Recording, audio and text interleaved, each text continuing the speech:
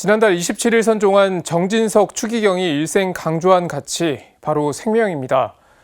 정 추기경은 기회가 있을 때마다 생명에 대한 메시지를 전하면서 한국의 높은 자살률에 우려를 표했는데요.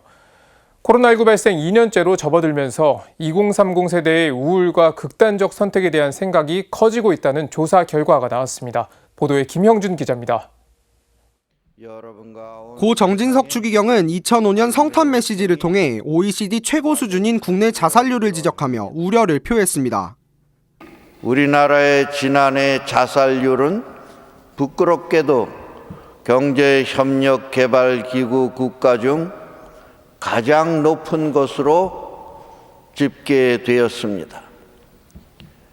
이처럼 우리 사회에서 생명 경시 풍조와 죽음의 문화가 만연하고 있습니다.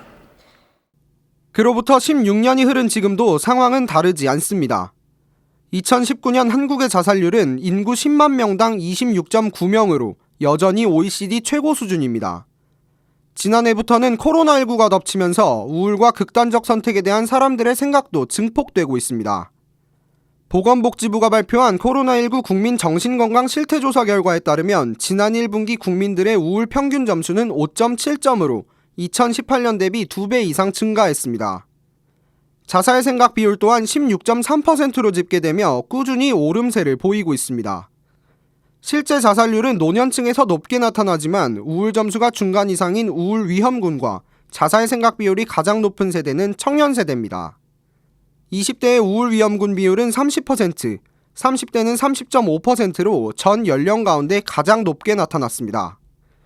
자살 생각 비율 또한 20대가 22.5%, 30대가 21.9%로 청년층이 가장 높았습니다.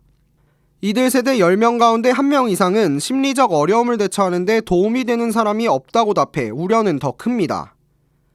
코로나19 이후로 극단적 선택에 대한 생각이 늘어난 2030 세대.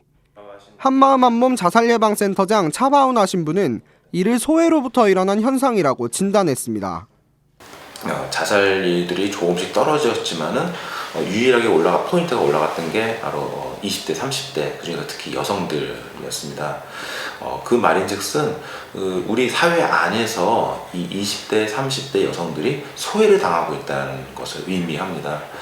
이들의 말을 들어주고 그다음에 이들이 함께할 자리가 지금 없어지기 때문에 차 신부는 위기 상황에 있는 사람들은 어렵지만 용기를 내 가장 가까운 이에게 도움을 청해야 한다고 조언했습니다.